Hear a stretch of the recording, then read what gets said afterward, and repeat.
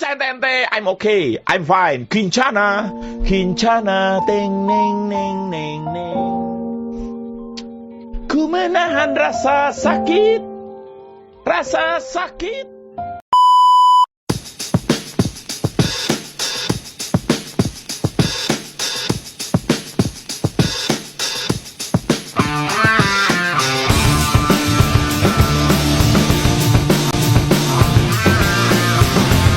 Kita mulai ke materi bagaimana kondisi sosial, ekonomi, dan politik menjelang awal pemerintahan Orde Baru. Kalian tahu nggak nih Orde Baru itu apa? Jadi Orde Baru adalah suatu tatanan peri kehidupan rakyat, bangsa, dan negara yang diletakkan kembali pada pelaksanaan Undang-Undang Dasar 1945 dan Pancasila secara murni dan konsekuen. Orde Baru juga merupakan tatanan pemerintah yang ingin memperbaiki dan mengoreksi kesalahan serta penyimpangan terhadap Pancasila dan Undang-Undang Dasar 1945 yang terjadi pada masa Orde Baru. Selanjutnya, pada masa Orde Baru, kehidupan masyarakat di Indonesia mengalami perubahan, baik dalam kondisi sosial, pendidikan, maupun kebudayaan.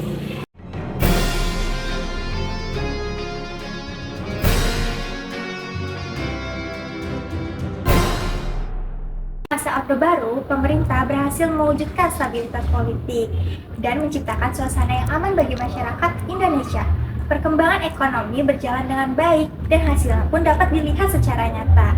Dua hal ini menjadi faktor pendukung keberhasilan pemerintah Orde Baru dalam melaksanakan perbaikan kesejahteraan rakyat. Keberhasilan ini dapat dilihat dari penurunan angka kemiskinan, jumlah kematian bayi, dan peningkatan partisipasi pendidikan dasar. Yaitu ada program perbaikan kesejahteraan rakyat pada masa Orde Baru, antara lain yang pertama itu ada transmigrasi. Transmigrasi adalah perpindahan penduduk dari suatu daerah yang padat ke daerah yang lain dalam wilayah NKRI. Yang kedua itu ada keluarga berencana. Keluarga berencana merupakan program pemerintah yang dirancang untuk menyeimbangkan kebutuhan dan jumlah penduduk. Dan yang terakhir itu ada puskesmas dan posyandu. Keduanya adalah fasilitas kesehatan yang didirikan oleh pemerintah untuk meningkatkan pelayanan kesehatan. Puskesmas juga dibangun sejak ditetapkannya konsep puskesmas dalam rapat kerja Kesehatan Nasional pada tahun 1968, sementara posyandu hadir sejak 1984.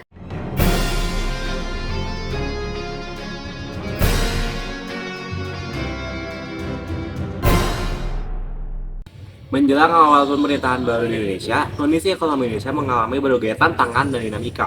Orde Baru ditandai dengan beralihnya kekuasaan Presiden Soekarno ke Presiden Soeharto pada tahun 1965 sampai 1966. Pada masa transisi ini, kondisi ekonomi Indonesia mengalami inflasi yang tinggi, kekurangan keamanan pangan, dan ketidakstabilan politik yang berdampak pada perekonomiannya.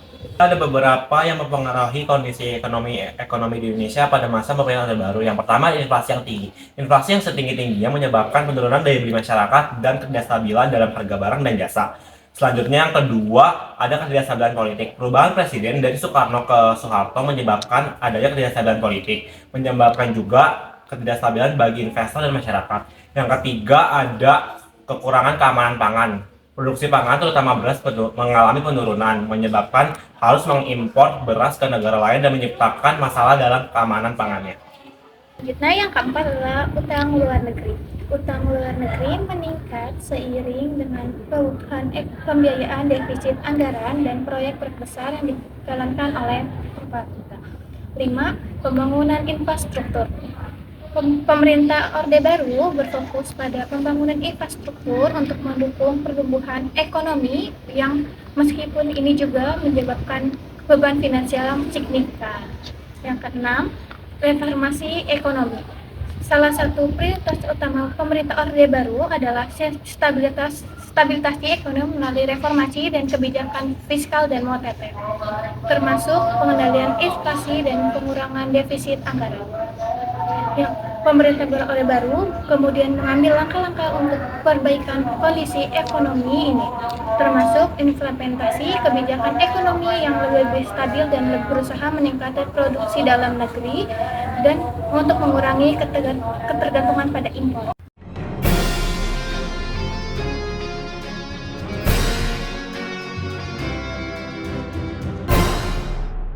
Menjelang awal pemerintahan masa Orde Baru pada tahun 1966,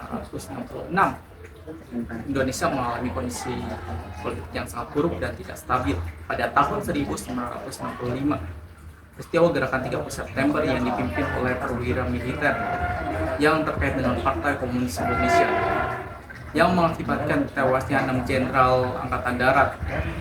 Peristiwa tersebut mengakibatkan ketegangan besar dalam kehidupan politik di Indonesia.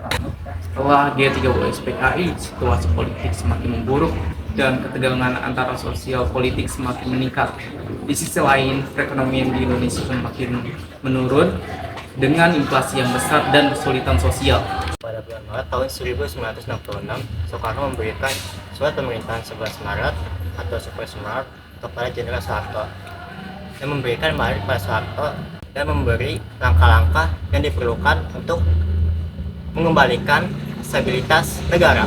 Soeharto mulai memperkuat kekuasaannya dengan mengurangi pengaruh Soekarno dan menghilangkan PKI serta kelompok-kelompok komunis lainnya. Soeharto memperoleh dukungan dari militer dan kekuatan politik lainnya, yang kemudian terbentuknya lah dasar pemerintahan Orde Baru. Pada tahun 1967, Soeharto secara resmi mengambil alih kekuasaan dari Soekarno dan memulai pemerintahan Orde Baru yang lebih terpusat pada stabilitas politik dan pertumbuhan ekonomi, meskipun dengan kontrol yang ketat terhadap kebebasan politik dan penindasan terhadap lawan-lawan politik. Ya, sekian materi dari podcast. Sampai jumpa. Bye.